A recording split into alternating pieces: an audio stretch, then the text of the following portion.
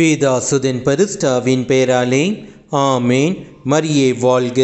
இன்றைய வார்த்தை, கடவுளின் வாக்கை நான் புகழ்கின்றேன், கடவுளையே நம்பியிருக்கின்றேன், எதற்கும் அஞ்சேன், அற்ப மனிதர் எனக்கென்ன செய்ய முடியும்?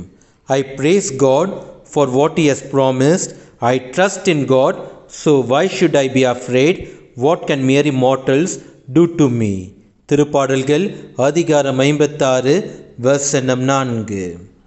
விசுவாசத்தினால் நீதிமான் பிழைப்பான், விசுவாசியே படராதே. ஆம், அன்புமிக்க சகோதர சகோதரிகளே, கடவுள் இயேசு கிறிஸ்துவின் மீது உண்மையான விசுவாசம் இருக்க வேண்டும்.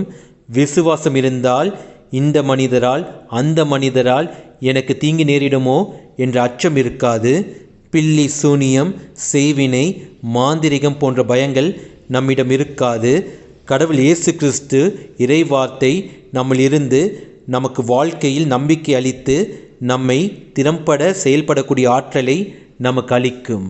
இயேசுவுக்கே புகழ். மரியே வாழ்க. ஆமேன்.